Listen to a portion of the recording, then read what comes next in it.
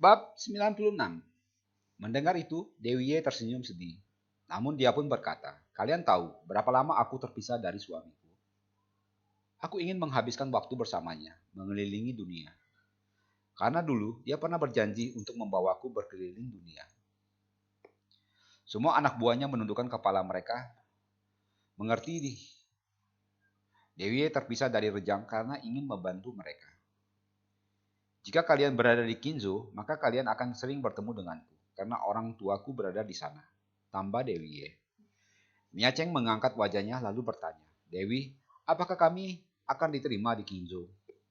Kali ini Cecilia yang menjawab, di sana ada putriku. Ayah Dewi adalah Dewa Perang Lichatie. Ibunya adalah adikku. Maka aku menjamin kalian akan diterima dengan baik. Tentu putraku yang akan membawa kalian ke sana. Terima kasih Nyonya. Maka aku dan saudariku akan pergi dan tinggal di Kinzo. Jawab Nia Cheng. Mendengar itu, Dewi pun tersenyum senang.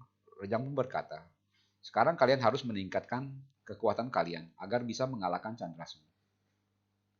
Aku yang akan melawannya, bantah Dewi Ye. Rejang tersenyum menatap istrinya lalu berkata, dendam akan habis jika dengan tangan mereka sendiri menghabisi musuh mereka. Tentu engkau bisa maju jika melihat mereka kesulitan mengalahkannya. Tambah Rejang menenangkan istrinya. Dewi tersenyum senang mendengar itu. Harvey bangkit lalu bertanya pada Franklin. Tuan, undangan sudah siap, maka aku mohon izin untuk mengirimkan pada Mike Sun. Franklin mengangguk melihat itu. Harvey meninggalkan ruangan pergi ke utara. Kapan engkau akan bertarung dengannya? Tanya Cecilia. Franklin menggelengkan kepalanya sembari menjawab. Aku tidak tahu. Harvey yang mengurusnya. Tebakanku 2-3 bulan ke depan. Mendengar itu Cecilia bangkit lalu berkata pada kelima tetua. Maafkan kami merepotkan kalian semua. Dan mohon untuk tinggal di sini sejenak. Kelima tetua segera bangkit lalu membukukan tubuh mereka sembari menjawab. Nyonya terlalu sungkan. Dengan kedatangan Nyonya dan Tuan sudah menjadi berkah untuk kami. Rajang membangkit lalu berkata, aku akan meninggalkan beberapa pukulan untuk tetua agar dapat menurunkannya kepada semua murid Kundun. Mendengar itu, kelima tetua berlutut dan bersujud sembari menjawab, terima kasih Tuan Muda. Kami akan berlatih dengan giat dan tidak akan mengecewakanmu. Paman, apakah aku juga bisa berlatih bersama tetua Lang? Tanya Leong Ho yang dari sejak datang tidak bicara. Rajang mengelus kepala keponakannya lalu berkata, kalian berlima bangkitlah. Setelah itu dia menjawab pertanyaan Leong Ho. Tentu engkau bisa berlatih bersama dengan Tetua Lang. Tetua Lang pun berkata, suatu keberuntungan untuk kami dapat berlatih bersama dengan Kaisar. Liang Ho tersenyum lalu menjawab, Tetua adalah cucu murid paman, tentu juga cucu muridku, yang semestinya akulah yang memberikan pelajaran untuk kalian. Namun aku belum mampu untuk itu, dan ini membuatku malu. Semoga aku bisa membagi beberapa pukulan kelak di waktunya. Kelima tetua kembali membungkuk. Terima kasih Tuan, terima kasih Kaisar. Ke-25 wanita itu tidak paham kenapa Liang Ho dipanggil Kaisar. Dewi Ye pun berkata, dia Liang Ho, putra kakak Tanialu dan Robin Ho. Dia sudah dinobatkan sebagai Kaisar Kerajaan Song Selatan. Karena masih belia, maka ibunya yang menjadi ibu suri di selatan. Mendengar itu, Nia Cheng bangkit diikuti yang lain. Mereka berlutut dan bersujud sembari berkata, semoga Kaisar panjang umur dan sejahtera. Liang Ho bangkit lalu menjawab, kalian semua bangkitlah. Tadi aku mendengar kalian akan tinggal di Kinzo, maka baik-baiklah di sana. Bantu ibuku untuk menjalankan pemerintahan di sana. Terima kasih Kaisar, kami akan melaksanakan perintahmu. Jawab mereka sebentar. Liang Ho tersenyum menatap para wanita muda itu. Kalian semua juga harus meningkatkan kekuatan kalian. Karena di Kinzo diisi oleh muridku dan murid putra dan putriku. Tambah Franklin. Dewi Ye bangkit lalu menjawab, ayah tenang saja. Aku akan melatih mereka di sini dan akan datang ke Kinzo 1-2 bulan sekali untuk melatih mereka. Walau tidak bisa menyamai kekuatan tempur yang lain, setidaknya mereka bisa mendekatinya. Franklin mengangguk senang lalu Cecilia bertanya, engkau adalah datuk dari barat dan terkenal dengan Dewi Tangan Pedang. Apakah tanganmu memang bisa menjadi pedang?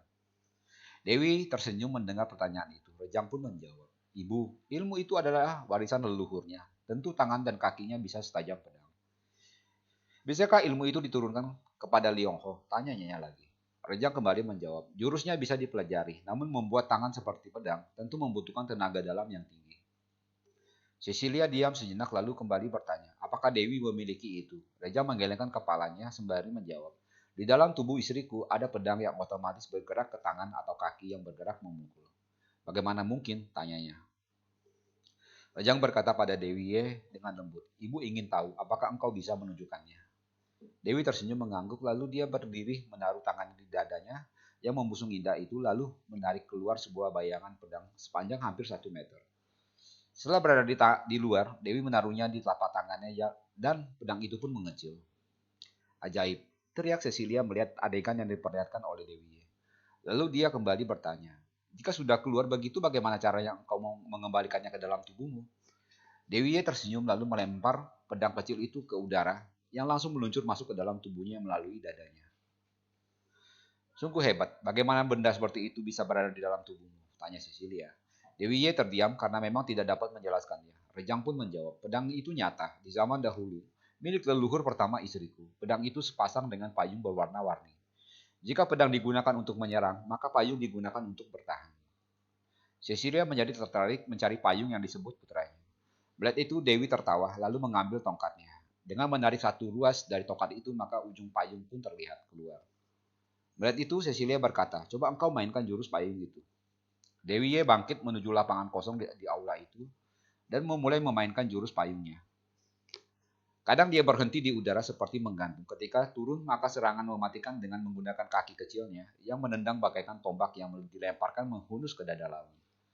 Semua orang takjub melihat gerakan Dewi yang seperti menari itu. Setelah selesai, Dewi berkata, nanti aku akan mengajarkannya kepada ibu. Cecilia tersenyum senang mendengar itu lalu mencibir ke Franklin. Setelah aku melatih ini, kita coba kembali bertarung. Siapa yang akan menang? Tantangnya. Franklin pun tertawa, lalu menjawab, baik, engkau latihlah dulu jurus itu dan kita bisa mencobanya. Mendengar kata-kata ibunya, Rejang pun tertawa, lalu dia berkata, jika ayah melihat jurus itu, maka kelemahannya akan terbaca olehnya. Jika ingin mengalahkan ayah, ibu harus meminta ayah menutup matanya. Cecilia tertawa mendengar itu sembari mengacungkan jempolnya. Lalu dia berkata, usul yang bagus. Franklin hanya tersenyum, lalu dia berkata, ayah pinjam Raja Wali kalian berdua. Rejang tersenyum mengangguk, Dewi pun bertanya, ayah dan ibu ingin pergi kemana? Cecilia yang menjawab, ayah dan ibu jarang meninggalkan pulau. Jadi kesempatan ini juga kami ingin membawa Leong-Leong untuk bertemu orang tua dan rakyatnya di Kinzo. Aku ikut, teriak Dewi ketika mendengar jawaban Cecilia. Franklin pun tertawa lalu berkata, engkau baru bertemu dengan putraku. Apakah engkau akan meninggalkannya lagi? Lagi pula, waktu yang ada harus engkau manfaatkan untuk melatih orang-orangmu, agar kekuatan mereka bisa mengimbangi musuh mereka. Mendengar itu, Dewi terdiam sejenak lalu dia menjawab, ayah benar. Kalau begitu, salamku untuk ayah dan ibu, dan pada semua orang. Ibu, jika pulang ke sini bawalah Bibi Rianti agar dia bertemu dengan putrinya ini. Pinta Rejang. Cecilia mengangguk lalu menjawab, ibu akan bawa dia ke sini karena Liong-Liong pasti akan tinggal di sana sementara waktu hingga masalah ini selesai. Mendengar itu, senyum Dewi kembali terkembang. Dia lalu bertanya, kapan ayah dan ibu akan berangkat dan pulang ke sini? Kami akan berangkat malam ini juga, jawab Frank. Cecilia tersenyum lalu menambahkan, engkau dan suamimu bisa berlatih orang-orangmu sembari menunggu aku membawa ibumu ke sini. Dewi mengangguk, namun kelima tetua berkata, Tuan, malam sudah larut, apakah tidak bisa ditunda besok berangkatnya? Franklin diam sejenak, lalu dia bertanya, apakah tetua mau menemaniku bermain catur? Mendengar itu, kelima tetua menjawab, kami siap bermain hingga pagi. Dewi yang mendengar itu menarik Cecilia keluar sembari berkata, kalian semua ikut aku, tinggalkan mereka lelaki di sini. Semua anak buahnya bangkit mengikuti Dewi yang membawa Cecilia ke rumah terbesar di kediaman itu, yang disiapkan oleh Harvey untuk mereka. Sepeninggal para wanita, Tetuala mengeluarkan alat catur dan membentangkannya di meja. Rejang yang tidak memiliki hobi bermain catur mengajak keponakannya keluar untuk bermain sembari melatih keponakannya itu. Sementara itu, Dewi yang menarik Cecilia sudah tiba di dalam rumah besar itu. Ibu, aku melihat aura ibu terlihat awet muda, maka ajarkanlah rahasianya padaku. Pinta Dewi yang juga didengar oleh bawahannya. Cecilia tertawa mendengar itu lalu menjawab, tidak ada rahasianya. Hanya di pulau milik suamimu memiliki udara yang bersih. Bahkan engkau juga dapat merasakannya saat berada di sana. Mungkin karena itu ibu terlihat awet muda. Mendengar itu Dewi diam berpikir lalu dia kembali berkata, dia pernah mengatakan itu padaku. Orang yang tinggal di pulau itu akan awet muda. Tadinya aku tidak percaya, namun setelah melihat ibu, aku sekarang mempercayainya. Kembali Cecilia tertawa sembari berkata, dia, ayahnya, bahkan kakekmu, dari keluarga Lee selalu berkata benar. Mereka tidak suka berbohong. Apapun yang suamimu katakan, maka itu adalah kebenaran. Jadi engkau harus mempercayainya. Bahkan sebelum engkau datang, ayahmu sudah mengatakan padaku bahwa engkau akan datang ke pulau saat mencari putramu. Tambah Cecilia. Niaceng yang melihat Cecilia sangat terbuka menjadi suka. Dia memberanikan diri untuk bertanya. Tadi Tuan Muda mengatakan bahwa putraku di saat usia 16 tahun akan datang ke sini untuk menuntut ilmu. Itu berarti hal itu akan benar terjadi. Bab 97.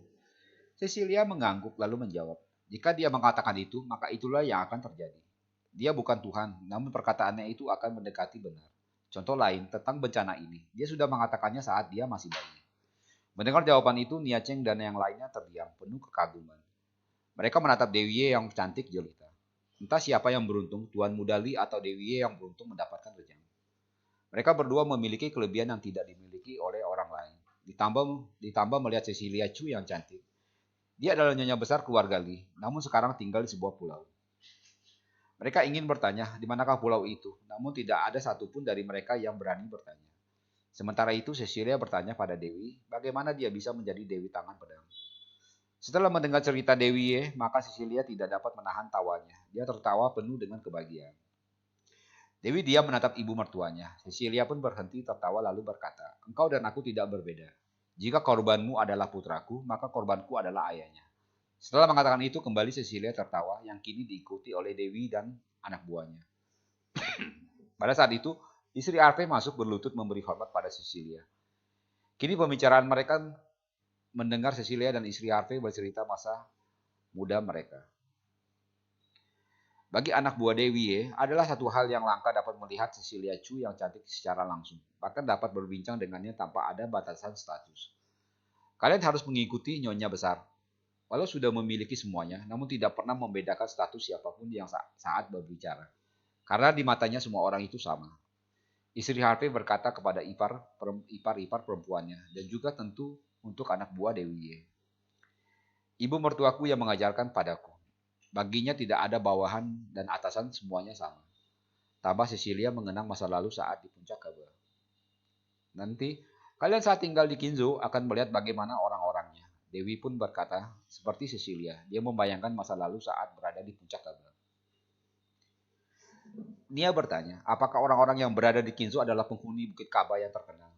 Dewi mengangguk. Cecilia menjawab, dan Dewi kalian ini juga penghuni Bukit Kaba, karena mereka memang spesial yang dipilih oleh putraku. Maka kalian jangan rendah diri ketika berjumpa dengan mereka. Kalian harus giat berlatih agar tidak tertinggal jauh dari mereka, tambah Dewi Ye. Cecilia kembali tertawa lalu dia pun berkata, engkau pemimpin mereka, maka kewajibanmu lah untuk melatih mereka dan mendisiplinkan mereka agar giat berlatih. Ada dia di sini, maka tenaga mereka akan terus bertambah. Aku yakin kekuatan mereka akan cepat meningkat. Dewi tersenyum mengangguk. Aku akan memaksimalkan latihan mereka mumpung dia berada di sini. Dan kalian juga harus memanfaatkan putraku. Jika dia sudah pergi, mungkin puluhan tahun kalian baru dapat berjumpa lagi dengannya. Cecilia berkata pada istri Harvey dan semua wanita lain. Istri Harvey menjawab, terima kasih nyonya, namun kami tidak ingin merepotkan tuan muda.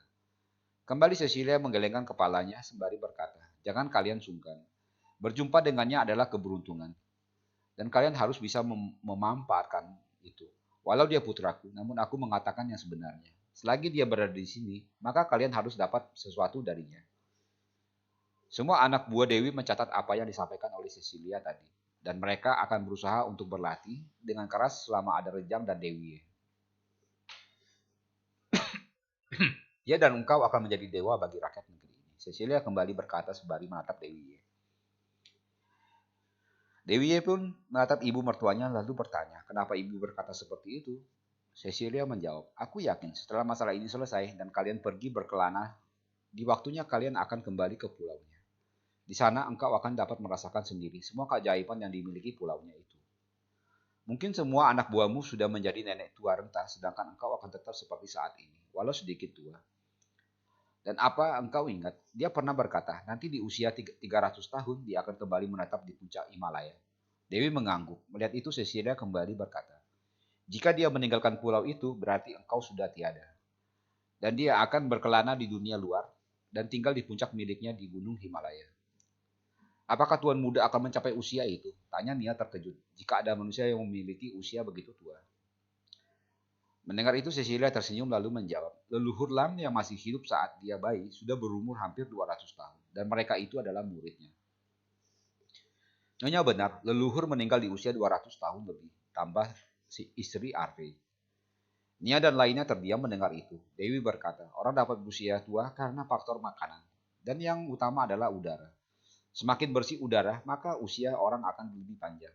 Kalian lihat, pertapa Himalaya, mereka berusia ratusan tahun, bukan? Nia mengangguk lalu berkata, andaikan aku bisa ikut denganmu ke pulau itu. Cecilia kembali tertawa kecil lalu berkata, aku jika disuruh kembali sendiri, maka tidak akan bisa menemukan pulau itu. Orang yang datang ke pulau hanya atas izinnya. Ibu benar, aku sudah berulang kali menghafalnya, namun tidak dapat menemukan pulau itu. Kecuali aku meminta Raja Waliku untuk membawaku ke sana. Dewi menanggapi perkataan ibunya.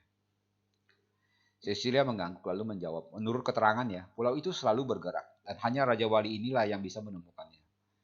Jadi tidak mungkin orang luar menemukan pulau itu, tanya Nia Cheng. Cecilia pun menjawab, aku tidak yakin, namun menurutnya jika ada yang berjodoh tentu dapat menemukan pulau itu. Nia Cheng mengangguk sembari berkata, berarti Tuan Muda salah satu orang yang berjodoh itu. Tidak, pulau itu putraku yang membuatnya, ribuan tahun lalu. Di masa kehidupan lampaunya, jawab Cecilia. Mendengar itu Nia Cheng dan yang lainnya terlihat bingung. Istri Harvey akhirnya berkata, memang sulit untuk dicerna dengan akal. Saat Tuan Muda masih bayi, para leluhur turun ke sini ketika mengetahui dia datang. Bayangkan, Tuan Muda masih bayi, namun leluhur keluarga kami memanggilnya kakek guru. Begitulah malam itu semua wanita saling berbagi cerita. Sementara itu, Rejang yang membawa keponakannya keluar, berada di tengah-tengah kota Yusu. Mereka menikmati makanan di tepi jalan. Sambil menikmati teh di dinginnya malam, Rejang dan Liong Ho berbincang. Di saat engkau siap, maka jadilah pemimpin yang amanah. Utamakan kepentingan rakyatmu di atas kepentingan pribadimu.